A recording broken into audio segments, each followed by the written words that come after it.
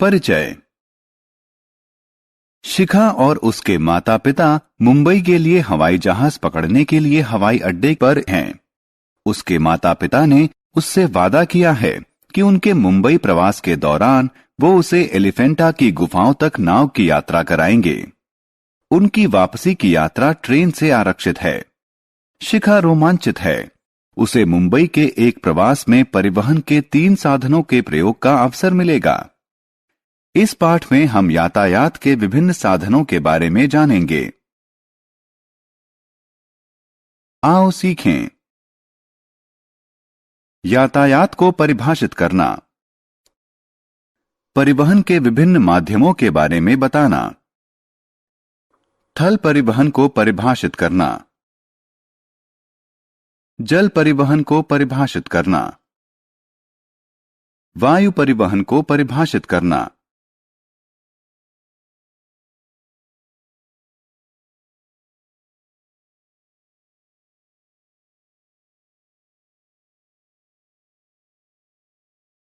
परिवहन वस्तुओं, व्यक्तियों और जंतुओं के एक स्थान से दूसरे स्थान तक के आवागमन को परिवहन कहते हैं। परिवहन दूरियों की बाधा को दूर करता है और विभिन्न स्थानों के बीच व्यापार को बढ़ावा देता है।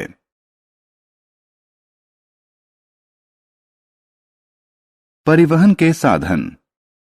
हम सामान लाने जाने के लिए ट्रक, ट्रैक्टर, मालगाड़ी और मालवाहक पोत और हवाई जहाज का प्रयोग करते हैं और यात्रियों को एक स्थान से दूसरे स्थान तक लाने ले जाने के लिए बस, ट्रेन, कार और हवाई जहाज का प्रयोग करते हैं। वस्तुओं, व्यक्तियों और जंतुओं को एक स्थान से दूसरे स्थान तक ढोने वाले वाहकों को परिवहन के साधन कहते हैं।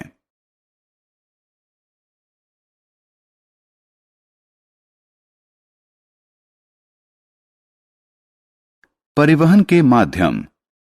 व्यक्ति, जंतु और वस्तु को सड़क, रेल, पानी या वायु के माध्यम से स्थानांतरित किया जा सकता है।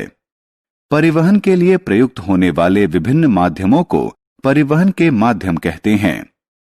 परिवहन के माध्यमों को मुख्यतः 3 भागों में बांटा जा सकता है: थल परिवहन, जल परिवहन और वायु परिवहन। सड़क परिवहन धरती पर होने वाले वस्तुओं और यात्रियों के यातायात को थल यानी भूमि परिवहन कहते हैं। थल परिवहन को सड़क परिवहन और रेल परिवहन में बांट सकते हैं।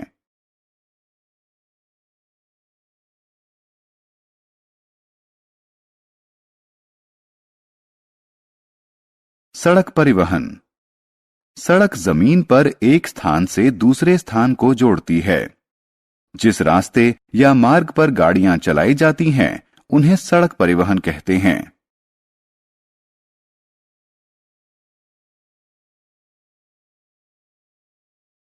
रेल परिवहन। ट्रेन की सहायता से रेल की पटरियों पर वस्तुओं और यात्रियों की होने वाली यात्रा को रेल परिवहन कहते हैं। जिस रास्ते या मार्ग पर ट्रेनें चलती हैं, उसे रेलवे कहते हैं।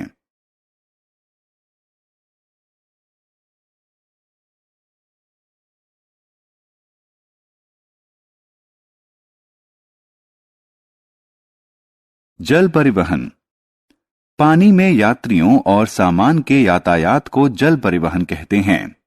यात्रियों और सामान नाव और जलपोत की सहायता से देश के अंदर और देश के बाहर स्थानांतरित किए जाते हैं। वायु परिवहन। यात्रियों और सामान को हवाई जहाज और हेलीकॉप्टर के माध्यम से एक से दूसरे स्थान तक ले जाने को वायु परिवहन कहते हैं। प्राकृतिक आपदा जैसे भूकंप और बाढ़ के समय यात्रियों और सामान के परिवहन के लिए काफी उपयोगी होता है। यह परिवहन का तीव्रतम साधन है।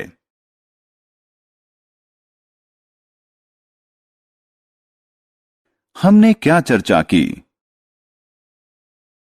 वस्तुओं, व्यक्तियों और जंतुओं के एक स्थान से दूसरे स्थान तक के आवागमन को परिवहन कहते हैं।